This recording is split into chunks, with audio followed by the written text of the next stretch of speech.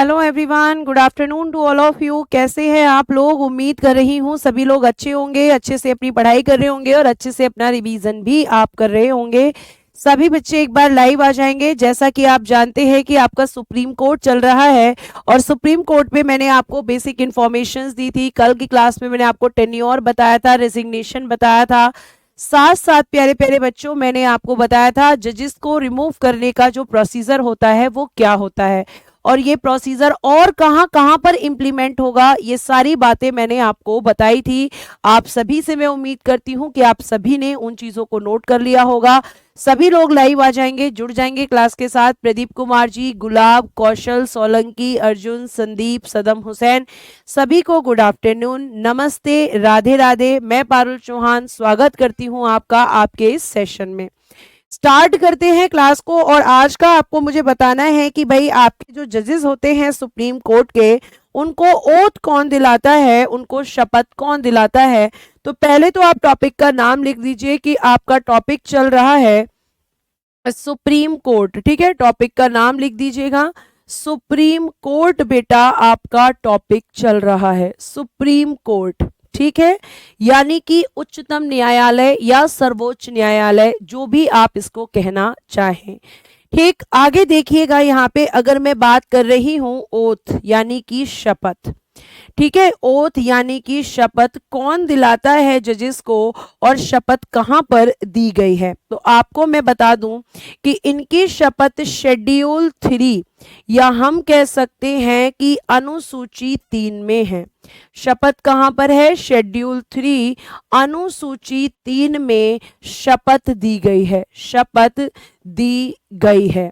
यानी शपथ कौन सी दिलाई जाएगी, ये कहां पर दिया गया है? तो शेड्यूल 3 में, अनुसूची 3 में प्यारे बच्चों ये बताया गया है कि जजेस किस तरह की शपथ लेते हैं। उसके बाद आपको मैं बता दूं कि आर्टिकल 124 का सब क्लॉज 6 कहता है कि इनको, ध्यान से सुनना, न्यायाधीशों को उनके पद की शपथ, न्यायाधीश अपने पद की शपथ, न्यायाधीश अपने पद की शपथ, राष्ट्रपति के अपने पद की शपथ, ठीक है, न्यायाधीश अपने पद की शपथ राष्ट्रपति के सामने यानी कि फ्रंट ऑफ प्रेसिडेंट, राष्ट्रपति के सामने, सामने यानी कि front of president, front of president, राष्ट्रपति के सामने ग्रहण करते हैं, राष्ट्रपति के सामने ग्रहण यानी कि एडॉप्ट, एडॉप्ट ग्रहण करते हैं। ठीक है, तो ये आपको ध्यान रखना है। तो शपथ दिलाने का काम कौन कर रहा है? राष्ट्रपति कर रहे हैं। शपथ कहां पर है? शेड्यूल 3 में है। आपके सुप्रीम कोर्ट में जितने भी जजेस होते हैं, चाहे वो चीफ जस्टिस हो, चाहे वो फिर आपके जज हो, सबको शपथ दिलाने का काम करते हैं प्यारे प्यारे बच्चों राष्ट्रपति। उसके बाद आपका फेवरेट क्वेश्चन जो हमेशा आप पूछते हैं कि इनकी सैलरी कितनी होती है। तो अब हम बात करेंगे salary and pension, salary and pension. लिखिएगा वेतन और पेंशन, लिखिएगा वेतन और पेंशन प्यारे प्यारे बच्चों, वेतन और पेंशन। ठीक है, सैलरी एंड पेंशन, वेतन और पेंशन की जब हम बात करते हैं तो आपको ध्यान रखना है कि सबसे पहले पता होना चाहिए कि वेतन कहां से दिया जाता है। तो लिखना वेतन और पेंशन, वेतन और पेंशन भारत की संचित निधि से, वेतन और पेंशन भारत की संचित निधि, भारत की संचित निधि, ठीक है, संचित निधि से दिया जाता है, संचित निधि से दिया जाता है। तो आप लिखेंगे पे फ्रॉम, ठीक है, salary and pension, salary and pension pay from, pay from consolidated fund of India, pay from consolidated fund of India, consolidated fund of India, ये इनको यहां से दिया जाता है। ठीक है, इतनी बात समझ में आई कि पेंशन और सैलरी इनको कहाँ मिलती है, तो भारत की संचित निधि से बेटा मिलता है, जिसमें चीफ जस्टिस जो मुख्य न्यायाधीश होते हैं उनका वेतन अलग होता है और अन्य न्यायाधीशों का वेतन अलग होता है। अब सबसे पहले देखेंगे कि मुख्य न्यायाधीश का कितना होता है। क्या देखेंगे सबसे पहले, मुख्य न्यायाधीश का। तो मुख्य न्यायाधीश को इंग्लिश में बोलते हैं चीफ जस्टिस। तो चीफ जस्टिस की सैलरी कितनी होती है, तो आप लिखेंगे 2.80 लैक्स। कितनी होती है, तो आप लिखेंगे 2.80 लाख रुपए इनकी सैलरी होती है। और जो अन्य न्यायाधीश हैं, अन्य न्यायाधीश जो अदर जजेस हैं, अन्य न्यायाधीश यानी कि अदर जजेस, इनकी सैलरी कितनी होती है, तो आप लिखेंगे 2.50, ठीक है, 2.50 लाख रुपए, ये इनकी सैलरी होती है। तो यहां से बेटा इनको सैलरी मिलती है और सैलरी का जो 50% होता है वो आपको पेंशन के रूप में आपके जजेस को दिया जाता है। कोई भी जॉब जिसका लास्ट सैलरी, आपका कोई भी गवर्नमेंट जॉब, ये कहा जाता है कि जिसकी लास्ट सैलरी जो होती है उसका 50% एज अ पेंशन पर्सन को दिया जाता है, व्यक्ति को दिया जा सकता है। यूपी प्रेसिडेंट भी दिला सकते हैं मैम, यूपी प्रेसिडेंट भी दिला सकते हैं। दिगंबर कुमार यादव, आप क्या कहना चाहते हैं बेटा, मुझे बिल्कुल समझ नहीं आ रहा। यूपी प्रेसिडेंट भी दिला सकते हैं, क्या दिला सकते हैं यूपी प्रेसिडेंट? पहली बात तो प्रेसिडेंट राष्ट्रपति पूरे देश के एक होते हैं, ऐसा थोड़ी होता है कि यूपी के अलग है, बिहार के अलग हैं।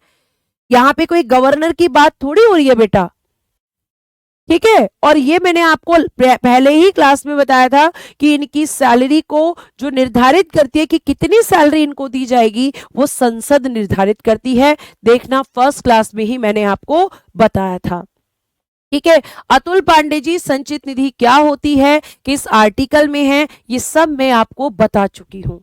संचित निधि में सरकार की, आपकी जो केंद्र सरकार होती है, उसको जो भी पैसे मिलते हैं, चाहे वो किसी के भी थ्रू मिले, टैक्स के थ्रू या फिर ट्रेड के थ्रू या फिर और किसी तरीके से, कोई भी इनकम ऑफ सोर्स है और उससे इनकम हो रही है, तो वो सारी की सारी किस में जाएगी, भारत की संचित निधि में जाएगी। ये सब तो बेटा मैं पहले ही बता चुकी हूं।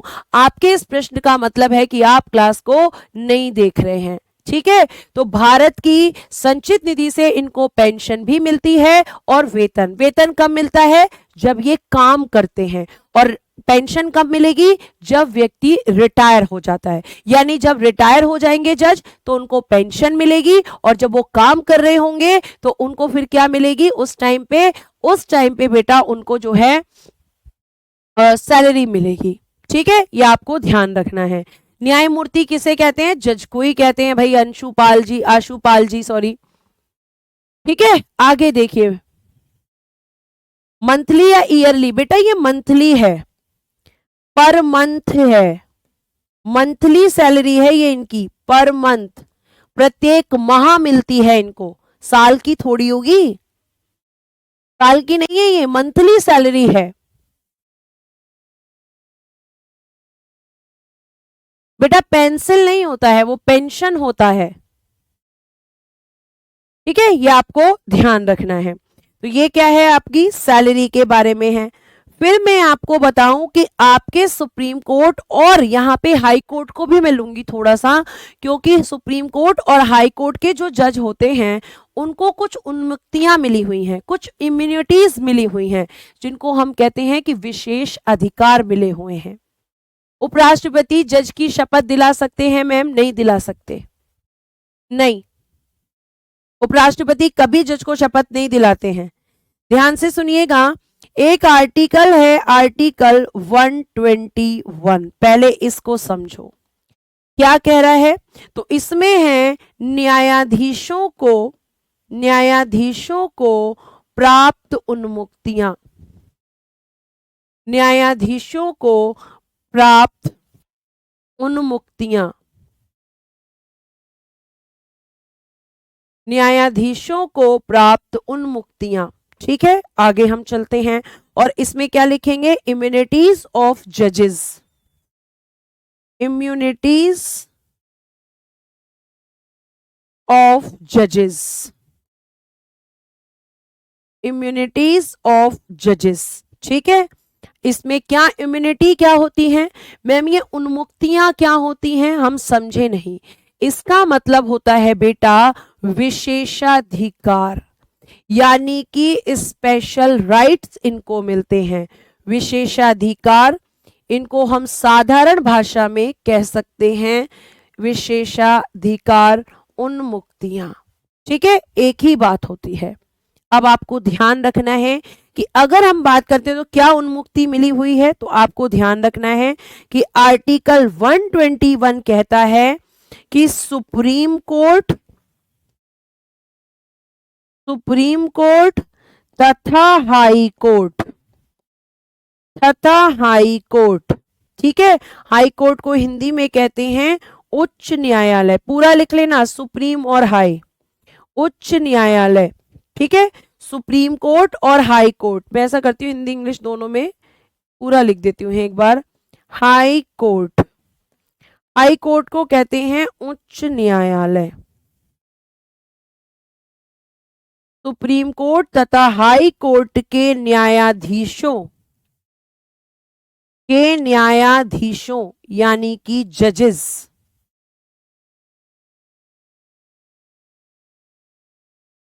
सुप्रीम कोर्ट तथा हाई कोर्ट के न्यायाधीशों, ठीक है, न्यायाधीशों के आचरण के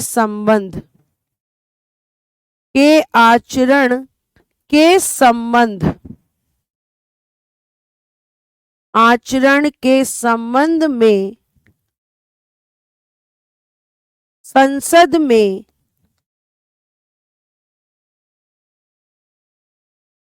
चर्चा पर प्रतिबंध, चर्चा पर प्रतिबंध, प्रतिबंध को कहेंगे रिस्ट्रिक्शन, प्रतिबंध लगाया गया है। यानी कि किसी भी जज ने सुप्रीम कोर्ट या हाई कोर्ट के अंदर क्या काम किया, कैसे किया, क्या बात की, क्या जजमेंट्स हुए, इस पर संसद में चर्चा नहीं होगी।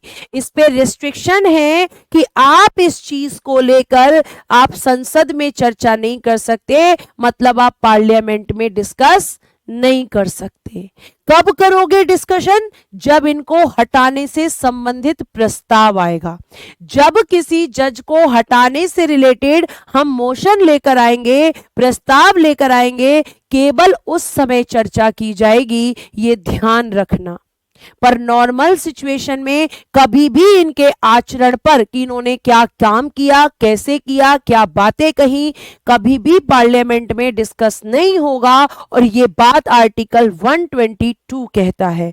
और यही सेम बात कहता है आर्टिकल 211। लेकिन यहां पे क्या, यहां पे विधानमंडल में चर्चा पर प्रतिबंध, राज्य विधानमंडल में चर्चा पर प्रतिबंध लगाया गया इस आर्टिकल में।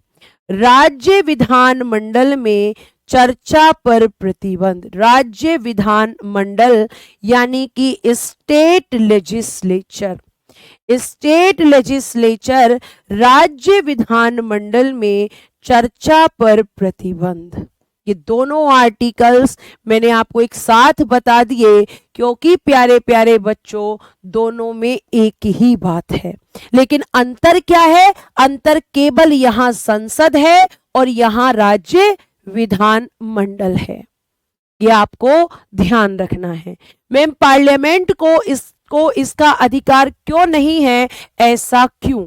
क्योंकि पार्लियामेंट जो है अगर हम बात करें तो उसमें कौन बैठते हैं, एमपी बैठते हैं। और एमपी का मतलब है कि वहां पर आपके लोकसभा के जो सदस्य होते हैं उन्हीं में से सरकार बनती है, एमपी में से ही मिनिस्टर्स भी बनते हैं। यानी कहीं ना कहीं यहां पर किसका इन्वॉल्वमेंट रहेगा, कार्यपालिका का। और कार्यपालिका और न्यायपालिका को अलग रखने की बात कही गई है। अगर हर जज के बारे में जो उसने जजमेंट दिया है वो आपकी हर चीज पार्लियामेंट में डिस्कस होने लगेगी तो फिर जज की फ्रीडम कहां रहेगी, क्योंकि हमारा संविधान कहता है कि न्यायपालिका को स्वतंत्र रखना है, न्यायपालिका को स्वतंत्र रखना है, उसको इंडिपेंडेंट रखना है। राहुल कुमार जी बहुत देर से आप कमेंट कर रहे हैं, समझ नहीं आ रहा है। पहले तो आप सच सच ये बताइए कि क्या आप रेगुलर क्लास कर रहे हैं, क्या आपने आज तक क्लासेस रेगुलर की हैं? मैं आपसे पूछ रही हूं और ईमानदारी से जवाब देना, ठीक है? तो ये आपको ध्यान रखना है कि ये पूरी लाइन कॉपी करनी है, बस क्या आ जाएगा, संसद की जगह विधानमंडल। और आर्टिकल 211 अगर विधानमंडल के लिए पूछा जाएगा तो आर्टिकल 211, और आर्टिकल 121 पूछा जाएगा तो फिर बेटा ये किसके लिए, संसद में चर्चा पर प्रतिबंध। ठीक है, आपको ध्यान रखना है। अगर राष्ट्रपति पद पर ना हो तो शपथ कौन दिलाएगा, कुलदीप कुमार बोल रहे हैं। ठीक है, कुलदीप कुमार बोल रहे हैं कि अगर मैम राष्ट्रपति पद पर ना हो तो शपथ कौन दिलाएगा, तो उस काम के लिए राष्ट्रपति किसी व्यक्ति को नियुक्त करके जाएंगे। आप ऐसा नहीं कह सकते कि पद पर ना हो, अगर वो किसी कारण उपस्थित ना हो, क्योंकि पद तो कभी खाली होता ही नहीं है, ये तो मैं पहले ही बता चुकी हूं। आप ये पूछ सकते हो कि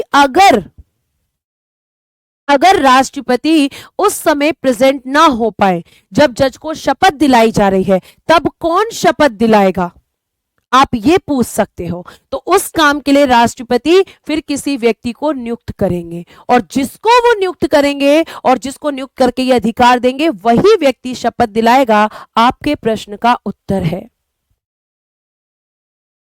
ठीक है, ये आपको ध्यान रखना है। चलिए आगे चल सकते हैं। आगे देखिएगा यहां पर, अमर जब क्वेश्चन आएंगे ना तो तब आप ये बात नहीं कहोगे जो बात आप अभी कह रहे हो, क्योंकि तब बहुत अच्छा लगेगा आपको जब आपके सारे क्वेश्चन एग्जाम में, सिर्फ ये एक एग्जाम के लिए नहीं है पॉलिटी, आप इस पॉलिटी से कई सारे एग्जाम दे सकते हो। ठीक है, ये एक ऐसा थोड़ी है कि आपका एक एग्जाम है तो उसी को टारगेट करके सिर्फ उतना ही बताएं जितना उस एग्जाम में आएगा, नहीं, और भी एग्जाम को आप यहां से क्वालिफाई कर सकते हो। ठीक है, आगे देखिएगा, नेक्स्ट हम करते हैं। आर्टिकल 211 और आर्टिकल 121 दोनों की बातें हो गई हैं। अब हम बात करेंगे जिसमें लिखा हुआ है न्यायाधीशों पर प्रतिबंध, न्यायाधीशों पर प्रतिबंध, न्यायाधीशों पर प्रतिबंध, रिस्ट्रिक्शन ऑन जजेस, रिस्ट्रिक्शन ऑन जजेस। ध्यान रखना, न्यायाधीशों पर यह प्रतिबंध सेवानिवृत्ति के पश्चात लगता है, जब वो रिटायर हो जाते हैं। ठीक है, जब वो रिटायर हो जाते हैं। अब देखिएगा, न्यायाधीशों पर प्रतिबंध, restriction on justice, sorry, restriction on justice लिखना, रिस्ट्रिक्शन ऑन जस्टिस, जस्टिस या जजेस दोनों ही शब्द लिखवा दे रही हूं मैं, कहीं यहां पर भी फिर कंफ्यूजन हो। ठीक, अब देखो यहां पे क्या होगा, इन पे रिस्ट्रिक्शन होती है भारत में किसी न्यायालय, किसी न्यायालय यानी कोर्ट या और प्राधिकारी यानी कि अथॉरिटी, भारत के किसी न्यायालय या प्राधिकारी के समक्ष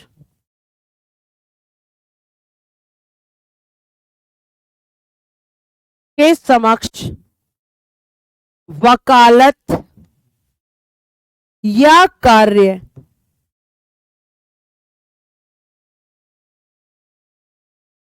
प्लीड और एक्ट नहीं कर सकता है, नहीं कर सकता है। यानी कि जब सुप्रीम कोर्ट से कोई जज रिटायर होता है, जब कोई भी जज आपका रिटायर होता है, कहां से प्यारे बच्चे, आपको ध्यान रखना है कि आपको मैं एक चीज और बता दूं कि यहां पर यह कहा गया है कि कोई भी जज अगर रिटायर होगा तो वो किसी भी और कोर्ट में वकालत नहीं कर सकता और ना ही किसी प्राधिकारी यानी अथॉरिटी के अंदर काम कर सकता है। उसको ये अधिकार नहीं होते हैं कि वो रिटायरमेंट के बाद वकालत का काम करे। ये आपको ध्यान रखना है, ठीक है। ये इन पर रिस्ट्रिक्शन होते हैं। और अब हम बात करते हैं सर्वोच्च न्यायालय का क्षेत्राधिकार एवं शक्तियां। हेडिंग देंगे सर्वोच्च न्यायालय का क्षेत्राधिकार एवं शक्तियां। फिर जो फैक्ट्स हैं वो एंड में लिखवाऊंगी मैं। क्षेत्राधिकार एवं शक्तियां। पावर्स एंड जुरिस्डिक्शन,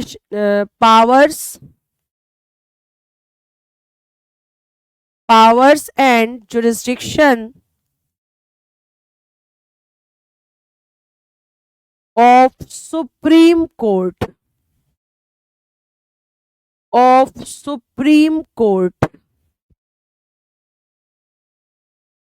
ठीक है। Powers and jurisdiction of supreme court. तो सबसे पहले हम लिखेंगे पहला पावर होता है प्रारंभिक क्षेत्राधिकार,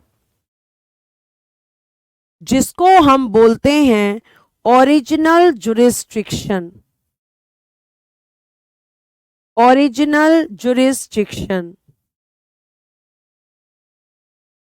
और अब आपसे प्रश्न पूछा जाएगा कि ये क्या होता है, तो आपको ध्यान रखना है ये आपका सुप्रीम कोर्ट का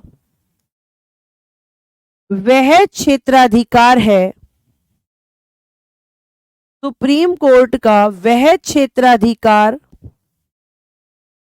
यानी कि जुरिस्डिक्शन, वह क्षेत्राधिकार है जिसके तहत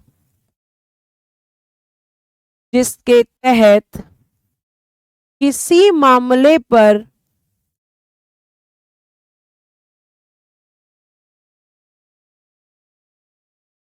यह सुप्रीम कोर्ट का वह क्षेत्राधिकार है जिसके तहत किसी मामले पर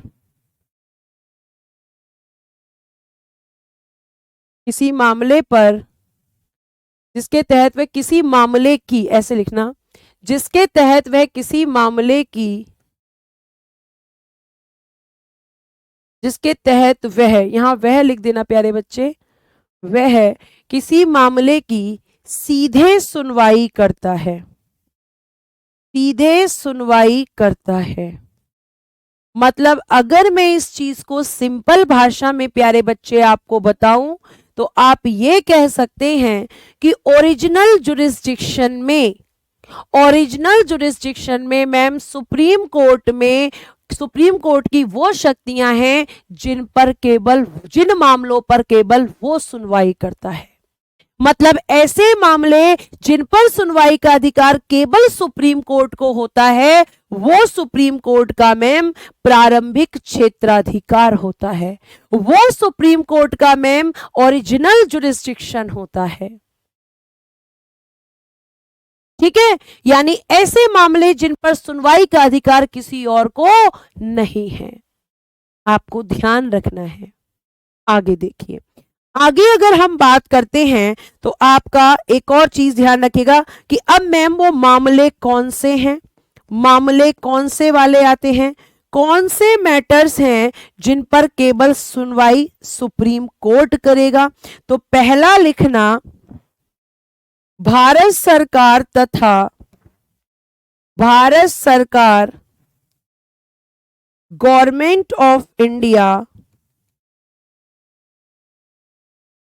भारत सरकार तथा एक तरफ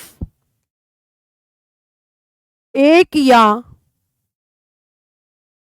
भारत सरकार तथा एक तरफ एक या एक से अधिक राज्यों के मध्य विवाद। अगर भारत सरकार का राज्यों के साथ झगड़ा हो जाता है तो ऐसा मामला सीधे सुप्रीम कोर्ट में आता है। ठीक है, यह आपको ध्यान रखना है। आगे पहला हो गया। दूसरा देखो, दूसरा मामला, ऐसे विवाद को कहते हैं डिस्प्यूट। ऐसे विवाद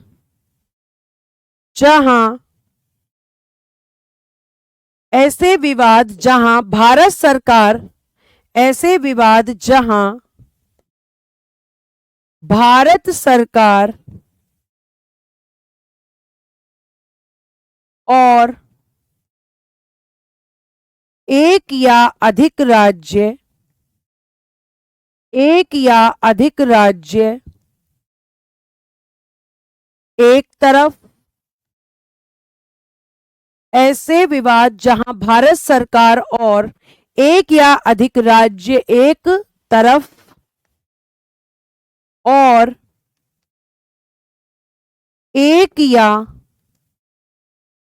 एक या अधिक राज्य दूसरी तरफ, एक या अधिक राज्य दूसरी तरफ। मैम दोनों पॉइंट्स में अंतर क्या है? देखो, पहले वाला पॉइंट कह रहा है कि ऐसे मामले जिसमें भारत सरकार का राज्यों से झगड़ा हो जाए। अब वो राज्य एक भी हो सकता है या एक से ज्यादा भी हो सकते हैं। दूसरा कह रहा है ऐसे मामले जिसमें आपकी भारत सरकार और भारत सरकार को सपोर्ट करने वाले कुछ राज्य, ये लोग तो एक तरफ हो गए, और कुछ राज्य ऐसे हैं जो उनके खिलाफ हैं, तो वो दूसरी तरफ हो गए। यानी हम एग्जाम्पल ले सकते हैं कि हमारे यहां पर मैम 28 राज्य हैं। अब 28 में से एक तो भारत सरकार है और 28 राज्यों में से 10 राज्य ऐसे हैं जो भारत सरकार को सपोर्ट कर रहे हैं, तो ये दोनों एक तरफ हो गए। लेकिन मैम बाकी 18 ऐसे राज्य हैं जो इनके खिलाफ हैं, तो ऐसा मामला भी कहां जाएगा? सीधा सुप्रीम कोर्ट में जाएगा। लास्ट लिखेंगे तीसरा, दो या दो से अधिक राज्यों के मध्य विवाद। दो या दो से अधिक राज्यों के मध्य विवाद। अब भैया राज्य जब आपस में झगड़ा करने लग जाए, जैसे मान लो यूपी बिहार का झगड़ा हो जाए, केरल कर्नाटक और तेलंगाना का झगड़ा हो जाए, तो ये आपको ध्यान रखना है। तो मैंने आपको क्या बताया? 3 चीजें बताई। क्या बताया? अब एग्जाम्पल समझो तीनों लाइनों का। पहला मैंने समझाया कि आप ये मान के चलो, पहली लाइन में कहा गया है कि एक तरफ है भारत सरकार, ठीक है, और इस भारत सरकार का क्या हो जाए? भारत सरकार का झगड़ा हो जाए आपकी भाषा में। और झगड़ा किससे? अब ये एक राज्य भी हो सकता है या फिर 2 राज्य भी हो सकते हैं, 3 राज्य भी हो सकते हैं। तो ऐसा झगड़ा कहां जाएगा? सीधे सुप्रीम कोर्ट में। अब दूसरा वाला मैटर क्या है कि मैम एक तरफ है भारत सरकार और इसके साथ, इसी के साथ में प्लस इसके साथ कौन है? 10 राज्य हैं। लेकिन अगर मैं कहूं कि इन सब का झगड़ा हो जाए, 18 राज्यों से, ये सब एग्जाम्पल हैं 18 राज्यों से, तो ये मामला भी कहां जाएगा, सीधा आपका सुप्रीम कोर्ट जाएगा। और तीसरा पॉइंट क्या कह रहा है, तीसरा वाला पॉइंट और भी इजी है। ये कह रहा है कि जब भाई राज्य और राज्य का झगड़ा हो जाए, राज्य और राज्य का झगड़ा हो जाए, तो ये मैटर भी कहां जाएगा, सुप्रीम कोर्ट में। ये हो गया बेटा शॉर्ट और बाकी हो गया लॉन्ग। क्या यहां तक प्यारे बच्चे आपको बात समझ आई? अगर समझ में आई है तो प्लीज एक बार आपको क्या करना है, आप अच्छे से जानते हैं, मुझे रिस्पांस जरूर चाहिए। हाँ, अगर आप कह रहे हैं कि नदियों को लेकर विवाद होता है, तो बेटा नदियों के लिए ट्रिब्यूनल्स बनाए जाते हैं। नदियों के पानी को लेकर भी राज्यों के बीच में झगड़ा होता है और उसके लिए बेटा ट्रिब्यूनल्स बनाए जाते हैं, प्राधिकरण बनाए जाते हैं। ये ध्यान रखिएगा अगर नदी को लेकर होता है। लेकिन बाकी अगर कोई डिस्प्यूट होता है तो फिर वो आपका किसके पास जाएगा, सीधा सुप्रीम कोर्ट में। ऐसा कभी हुआ है? ऐसा तो आए दिन होता रहता है। राज्य भारत सरकार पर आए दिन ब्लेम लगाते हैं, सरकारें आपस में झगड़ती हैं, ये तो आए दिन होता है बेटा। भारत सरकार के कानून बनाने के खिलाफ राज्य चले जाते हैं कि ये कानून हमें मंजूर नहीं है, जैसे जीएसटी वाला आया था, सारे राज्यों ने सहमति नहीं दी थी पहले। मैम न्यायाधीश के रिटायर के बाद महान्यायवादी नहीं बन सकते, ठीक है, ये आपको ध्यान रखना है। थैंक यू सो मच बेटा, आपने मुझे रिस्पांस दिया एक बार कहने पर। अब हम क्या देखेंगे, अब हम देखेंगे यहां पर दूसरा, मतलब अब हम देखेंगे, ये तो तीन इसमें हो गए, मैं इसमें ABC करती हूं यहां पर, सॉरी यहां पे मैं करती हूं ABC, मतलब ये वाला कर लो A, ठीक है, A ये आपका प्रारंभिक क्षेत्राधिकार। अब हम देखेंगे कि बी क्या है, तो आप क्या लिखेंगे, आप लिखेंगे समवर्ती क्षेत्राधिकार। एक बार चीजों को ठीक से पढ़ लोगे तो पूरी चीजें आपकी क्लियर रहेंगी, दोबारा पॉलिटी को नहीं पढ़ना पड़ेगा। यानी इसमें क्या आएंगे, समवर्ती क्षेत्राधिकार, यानी इसको हम क्या कहेंगे, इसको हम कहेंगे कि मैम ऐसे मामले जिन पर सुनवाई का अधिकार, ऐसे मामले जिन पर सुनवाई का अधिकार, जिन पर सुनवाई का अधिकार सुप्रीम कोर्ट, जिन पर सुनवाई का अधिकार सुप्रीम कोर्ट तथा हाई कोर्ट दोनों को है। और वो मामले देखते हैं, कौन बच्चा बताएगा, एग्जाम्पल बताओ। एग्जाम्पल कोई बता सकता है, आपको याद आ जाएगा लिखते ही, एग्जाम्पल उदाहरण, मौलिक अधिकारों की सुरक्षा, मौलिक अधिकारों की सुरक्षा कैसे की जाती है, रिट जारी करके की जाती है। मौलिक अधिकारों की सुरक्षा के लिए रिट जारी करना, सुरक्षा के लिए रिट जारी करना। और आप अच्छे से जानते हैं ये बात मैंने आपको फंडामेंटल राइट्स में भी बताई थी। कैसे करता है मैम, सुप्रीम कोर्ट करेगा आर्टिकल 32 में सुप्रीम कोर्ट, और आपने बताया था कि आर्टिकल 226 में हाई कोर्ट। ये दोनों ही बेटा रिट जारी कर सकते हैं मौलिक अधिकारों की सुरक्षा के लिए। ये आपको ध्यान रखना है। कैग कौन होगा, कैग भी बताऊंगी, ठीक है। और उसके बाद आता है आपका अगला क्षेत्राधिकार जो कि होगा, जो कि हो जाएगा आपका, अगली स्लाइड पे लिखती हूं, इसके बाद आई थिंक एक स्लाइड और ऐड की हुई है, हाँ अब लिखेंगे बी हो गया। अब लिखना अपीलीय क्षेत्राधिकार, अपीलीय क्षेत्राधिकार, एपीलेट जुरिस्डिक्शन,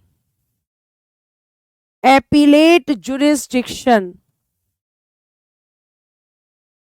अपीलीय क्षेत्राधिकार इसको बोलेंगे, एक मिनट रुक जाओ, एपीलेट जुरिस्डिक्शन। हाँ सही है, एपीलेट जुरिस्डिक्शन, एपीलेट जुरिस्डिक्शन। तो इसमें हम लिखेंगे अपील करने का अंतिम न्यायालय, अपील करने का अंतिम न्यायालय, अपील करने का अंतिम न्यायालय सुप्रीम कोर्ट होता है, सुप्रीम कोर्ट होता है। मैम ये अपील क्या होता है, अपील किसको कहते हैं, तो ध्यान से सुनो अपनी सिंपल भाषा में।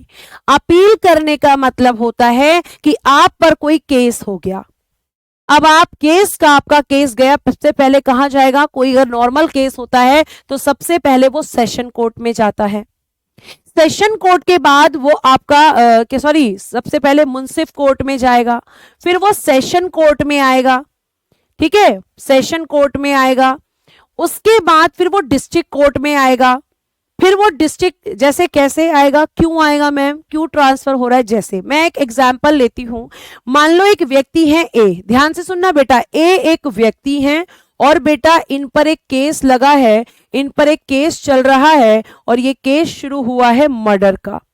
अब ये केस जो है सबसे पहले कहां पर गया, सेशन कोर्ट में, हम सेशन कोर्ट से लेते हैं, ठीक है। अपील मतलब विनती, बहुत बढ़िया हरीशचंद्र जी, लेकिन सुन लीजिए सारे बच्चों को अभी भी नहीं समझ आएगा। तो आपका जो केस है वो मर्डर का है, ए व्यक्ति इसमें क्रिमिनल है। अब ए का ये केस सबसे पहले सेशन कोर्ट में गया और सेशन कोर्ट ने ए को क्या दे दिया, इसको डेथ ऑफ सेंटेंस दे दिया। तो डेथ ऑफ सेंटेंस दे दिया मतलब ये कह दिया कि भाई इसको मृत्युदंड दे दो, जबकि वो अधिकार तो उसको नहीं है। आप ये कहोगे, चलो कुछ और एग्जाम्पल लेते हैं, मान लो कि इसको 20 साल की सजा दे दी, एक को क्या दे दिया, 20 इयर्स का इसको पेनल्टी दे दी, 20 साल की सजा दे दी, ठीक है, तो ये इसको दे दी। अब इसलिए किसने दी है, सेशन कोर्ट ने। लेकिन ए ये कह रहा है कि मैं बेगुनाह हूं और आपने मुझे गलत सजा दी है, तो ए कहां पे अपील करेगा अब सेशन कोर्ट के बाद, मैम ये डिस्ट्रिक्ट कोर्ट में जाएगा। अब जब ये डिस्ट्रिक्ट कोर्ट में गया तो डिस्ट्रिक्ट कोर्ट ने भी सेम डिसीजन दे दिया कि भैया बिल्कुल सही है, गलत नहीं है। डिस्ट्रिक्ट कोर्ट यानी जिला न्यायालय, जिला न्यायालय ने भी क्या किया, सेम डिसीजन दे दिया कि 20 साल की सजा दे दी हमने। अब ए अब भी संतुष्ट नहीं है, तो फिर ए उसके बाद कहां जाएगा, फिर ये आपका हाई कोर्ट जाएगा। हाई कोर्ट ने कहा कि तुमने जो अपराध किया है उसके लिए तुम्हें 20 साल की नहीं, तुम्हें सजा मिलनी चाहिए डेथ ऑफ सेंटेंस, तुम्हें सजा मिलनी चाहिए मृत्युदंड। अब ए और परेशान कि ये तो और दिक्कत हो गई। अब ए सीधा पहुंच गया सुप्रीम कोर्ट, और ए जब सुप्रीम कोर्ट गया तो सुप्रीम कोर्ट में ये बात प्रूफ हो गई कि ए ने मर्डर नहीं किया था। तो सुप्रीम कोर्ट क्या कर रहा है, उस डिसीजन को खत्म कर देगा और अपना डिसीजन देगा। यानी कि अपील क्या होती है, एक विनती होती है कि मेरे केस में ये चीज गलत हुई थी, आप इसको अगर नहीं बदल रहे हो तो आप दूसरे कोर्ट में जा सकते हो, डिस्ट्रिक्ट कोर्ट भी नहीं बदल रहा है तो फिर आप हाई कोर्ट जा सकते हो, और हाई कोर्ट भी अगर नहीं बदल रहा है तो आप सुप्रीम कोर्ट। इसलिए मैंने क्या लिखा है, अपील करने का अंतिम न्यायालय होता है। यानी ये चीज आपको हमेशा ध्यान रखनी है। ये सिर्फ क्या था, एक एग्जाम्पल था, इसलिए हम इसे ब्रैकेट में बंद कर देंगे, ठीक है। या फिर आप रफ भी कर सकते हो, केवल मैंने समझाने के लिए आपको बताया है कि इस तरीके से प्रक्रिया चलती है, ठीक है। तो ये आपको ध्यान रखना है। आगे अंतिम न्यायालय होता है। अब आप कहोगे कि अगर सुप्रीम कोर्ट भी गलत डिसीजन दे देता तो क्या होता, तो बेटा सुप्रीम कोर्ट के खिलाफ सुप्रीम कोर्ट में ही आप अपील कर सकते हो, क्योंकि उसके ऊपर कोई भी कोर्ट नहीं है। हाँ, सजा होने के बाद अपील कर सकते हैं, और अपील करने का आधार होना चाहिए, आधार होना चाहिए आपके पास सबूत होने चाहिए कि जो सजा आपको दी गई है वो गलत दी गई है, और आपके पास प्रूफ है जो उसको गलत कर देंगे साबित, तभी आप कर सकते हो। अपील करने का भी एक प्रोसीजर होता है, ठीक है। आगे देखिएगा, आगे हम बात करते हैं। अब क्वेश्चन पूछा जाएगा कि भाई ये बताओ कि यहां पर आपका अंतिम न्यायालय है अपील का, तो अब हम जानना चाहते हैं कि किस किस मामलों में अपील हो सकती है। तो पहला लिखना कि संवैधानिक मामलों में अपील, संवैधानिक मामलों में अपील हो सकती है, मामलों में अपील, यानी कि अपील इन कॉन्स्टिट्यूशनल मैटर्स। ठीक है, क्या हो सकती है, संवैधानिक मामलों में अपील हो सकती है। तो आप क्या लिखेंगे, अपील इन कॉन्स्टिट्यूशनल मैटर्स, यानी जो संविधान से जुड़े हुए मामले हैं उनमें भी अपील की जा सकती है। ठीक है, यह आपको ध्यान रखना है, संवैधानिक मामलों में अपील। एक चीज और ध्यान रखना, संवैधानिक मामलों में सुनवाई के लिए न्यूनतम न्यायाधीशों की संख्या, क्वेश्चन पूछा जाता है, न्यूनतम न्यायाधीशों की संख्या, मिनिमम नंबर ऑफ जजेस, मिनिमम नंबर ऑफ जजेस, मिनिमम नंबर ऑफ जजेस कितने होने चाहिए, 5 होने चाहिए। अगर कोई संवैधानिक मामला है और उसमें अगर न्यायाधीश 5 नहीं है तो सुनवाई नहीं हो सकती।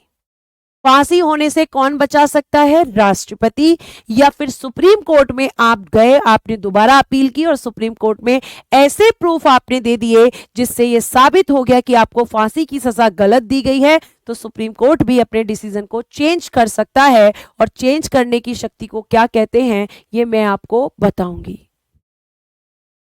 ठीक है, प्रदीप जी कह रहे हैं यूपी गवर्नमेंट कोर्ट पहुंचने ही नहीं दे रही, वो मार दे रही है, बहुत बढ़िया। ठीक है, चलो ध्यान से सुनो। तो सुनवाई के लिए न्यूनतम न्यायाधीशों की संख्या कितनी होनी चाहिए, कॉन्स्टिट्यूशनल मैटर्स में। मैम कॉन्स्टिट्यूशनल मैटर्स मतलब कौन से मामले, जैसे आपने एक सुना होगा कर्नाटक में हिजाब का केस हुआ था।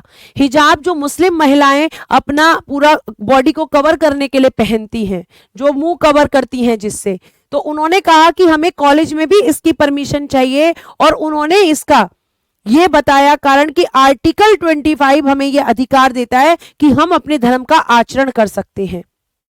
और उन्होंने किससे जोड़ दिया, आर्टिकल 25 से। और जैसे ही मामला आर्टिकल से जुड़ा वो संवैधानिक मामला हो गया। हाई कोर्ट ने ये कहा, पहले केस हाई कोर्ट में गया और हाई कोर्ट ने ये कहा कि भाई आप एक बात बताइए कि आप अपने धर्म का आचरण कर सकते हो, मैं आपकी बात से सहमत हूं, लेकिन आप ये भी देखो कि अगर आज हम आपको हिजाब पहनने की परमिशन दे रहे हैं और फिर कल हमारे पास आएगा कि हमें कुर्ता पजामा पहन के जाना है, तो हम ये कहना चाहते हैं कि आप अपने धर्म का आचरण करिए, हम आपको नहीं रोक रहे हैं, लेकिन किसी स्कूल, किसी कॉलेज में, किसी कंपनी में अगर कोई ड्रेस कोड है तो आपको उसी को फॉलो करना पड़ेगा, क्योंकि वहां पर समानता को दिखाना पड़ता है। हम हर बच्चे को उसके हिसाब से कपड़े पहनने की अनुमति नहीं दे सकते, लेकिन वहां की महिलाएं, वहां की लड़कियां इस बात से सहमत नहीं थी और यह केस सुप्रीम कोर्ट में गया। जब ये केस बेटा सुप्रीम कोर्ट में गया तो सुप्रीम कोर्ट को नहीं पता था कि ये सुप्रीम कोर्ट ने देखा, जब केस को पूरा पढ़ा और जिस दिन हियरिंग होनी थी उस दिन उसने पढ़ा तो देखा कि ये तो कॉन्स्टिट्यूशनल मैटर है, और उसने सुनवाई नहीं की। क्यों नहीं की, क्योंकि उस दिन केवल 3 ही जज थे, लेकिन क्योंकि ये कॉन्स्टिट्यूशनल मैटर था तो उसने ये कहकर बोल दिया कि इस मामले की सुनवाई अगली हियरिंग में होगी, क्योंकि अभी हमारे पास मिनिमम 5 जजेस नहीं है। तो 5 से कम जजेस में कभी भी कॉन्स्टिट्यूशनल मैटर्स की हियरिंग नहीं हो सकती, कम से कम 5 न्यायाधीशों की जरूरत पड़ती ही पड़ती है।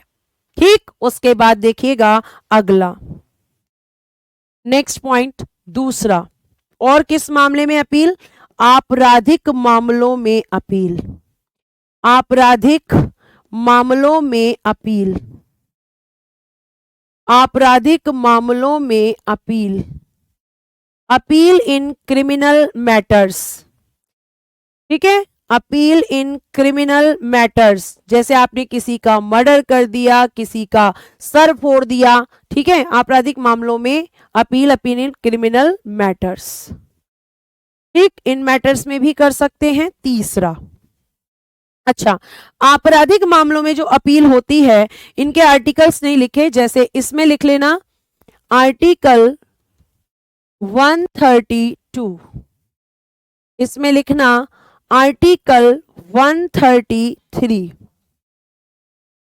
ठीक है, उसके बाद आर्टिकल 132, 133 आपराधिक मामलों में, सॉरी 133 नहीं 134 करना बेटा, यहाँ 134, ठीक है, आपराधिक 134 है। थर्ड में लिखना सिविल मामलों में अपील, सिविल मामलों में appeal, appeal in civil matters, जैसे प्रॉपर्टी का हो गया, डाइवोर्स का हो गया, लिखना अब आर्टिकल 133, तो सिविल मैटर्स है 133 में, क्रिमिनल मैटर्स है 134 में।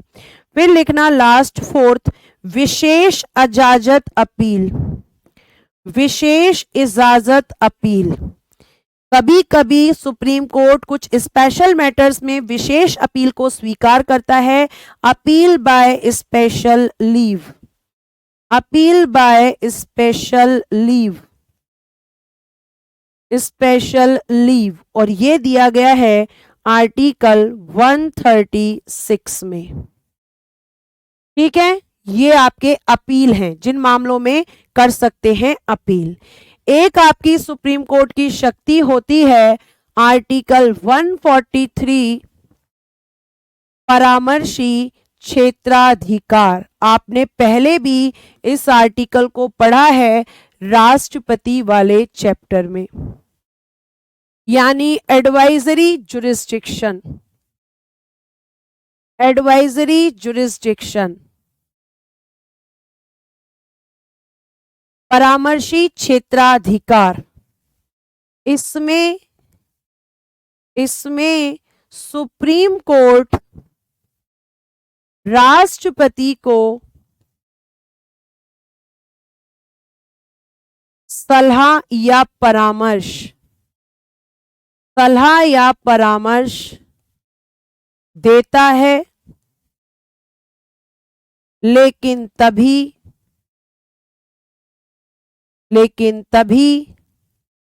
जब राष्ट्रपति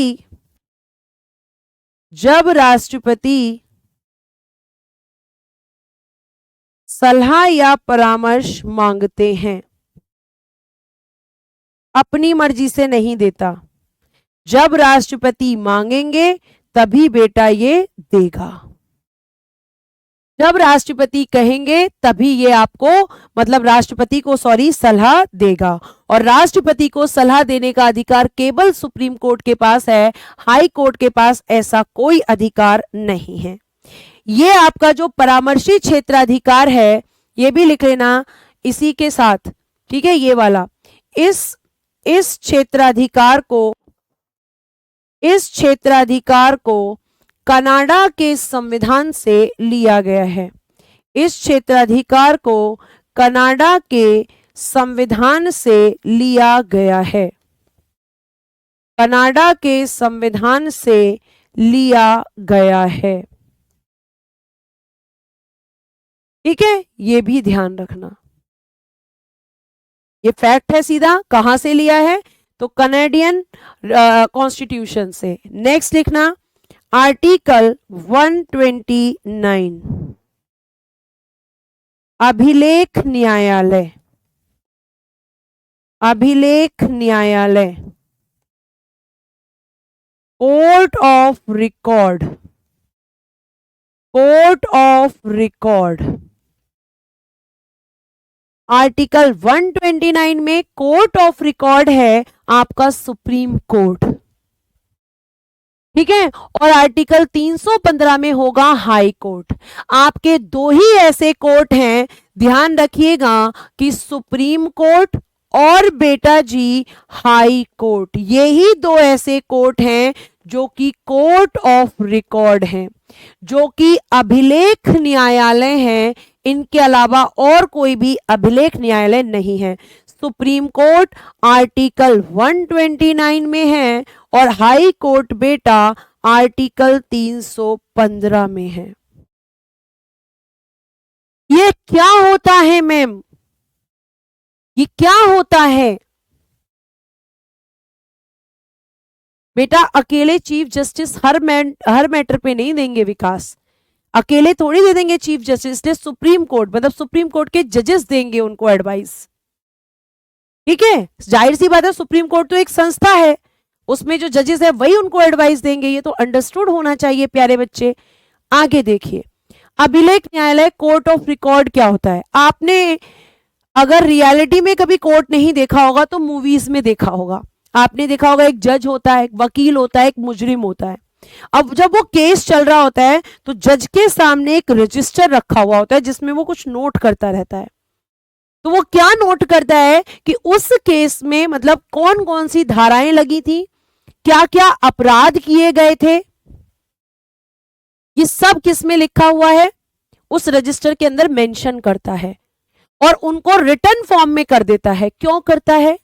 ताकि कभी अगर इन फ्यूचर भविष्य में वैसा ही केस अगर दोबारा आए तो जो उनके अधीनस्थ न्यायालय होते हैं, उनके जो सबऑर्डिनेट कोर्ट होते हैं, वो उस मामले में उनको देखकर डिसीजन दे कि सुप्रीम कोर्ट या हाई कोर्ट ने इस मामले में ये वाली चीजें दी थी, ये सजा दी थी, ये चार्जेस लगने पर।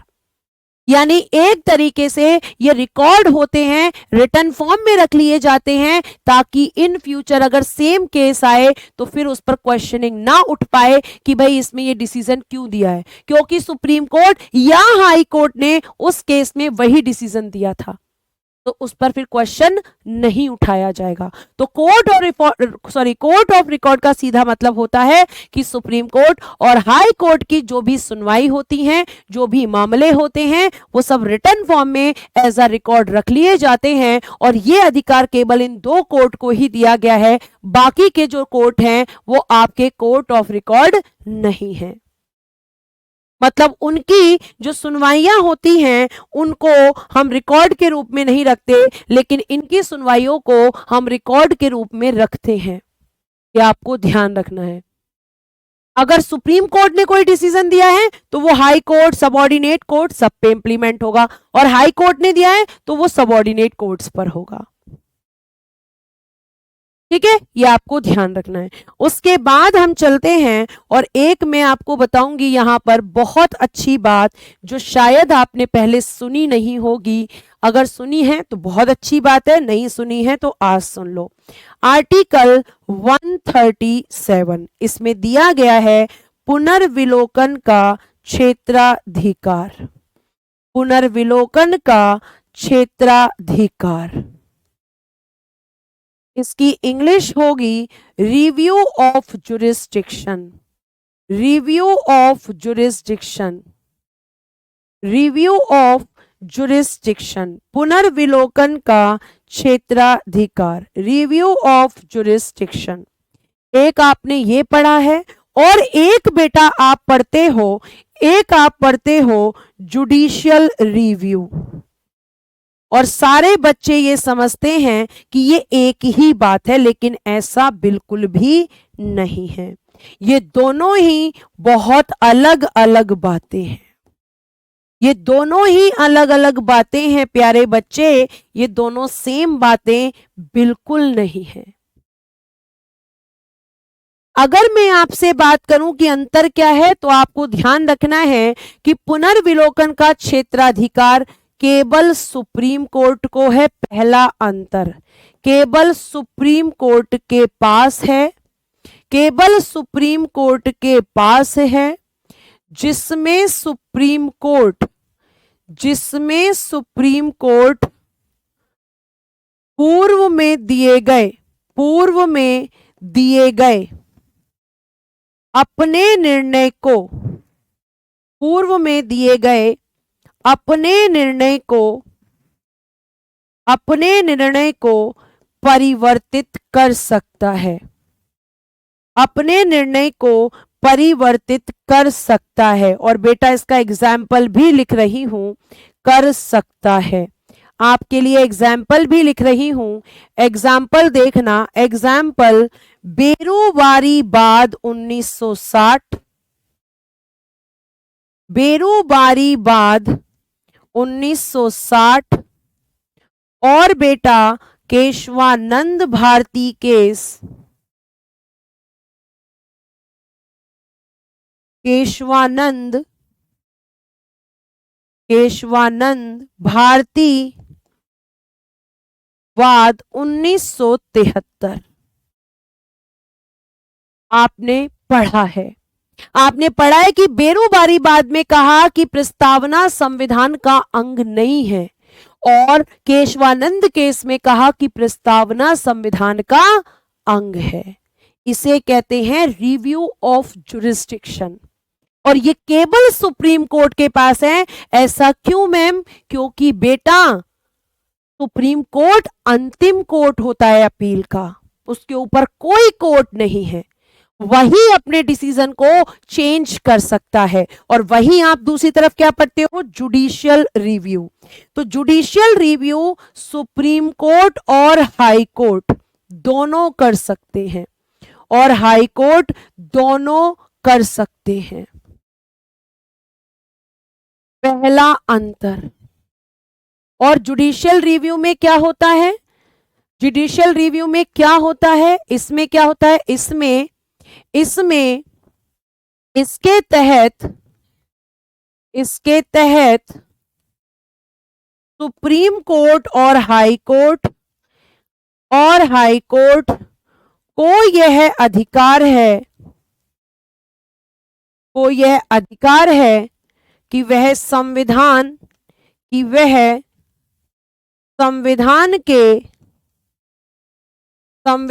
या मौलिक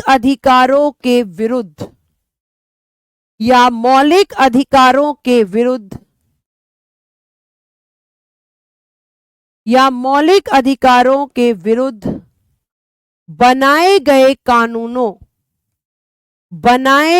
कानूनों को रद्द कर सकते हैं। गए कानूनों को रद्द यानी कि कैंसिल कर सकते हैं, रद्द कर सकते हैं, यानी उन्हें खत्म कर सकते हैं, क्योंकि वो संविधान या मौलिक अधिकारों के खिलाफ हैं। और ये आपको ध्यान रखना है कि जुडिशियल रिव्यू अमेरिका के संविधान से लिया गया है, अमेरिका के संविधान से लिया गया है, अमेरिका के संविधान से लिया गया है। और क्या लिया गया है? तो जुडिशियल रिव्यू लिख देती हूं। ये इनमें अंतर होता है। कल आपके 2-3 फैक्ट्स लिखवाकर सुप्रीम कोर्ट खत्म, और कल मैं आपको पढ़ाऊंगी, आपको ध्यान रखना है, हाई कोर्ट। ठीक है राहुल कुमार जी, रेगुलर क्लासेस कीजिए, इसका यही सॉल्यूशन है और कोई सॉल्यूशन नहीं है। ठीक है, तो आज के लिए इतना ही। धन्यवाद, bye bye, take care and good day everyone.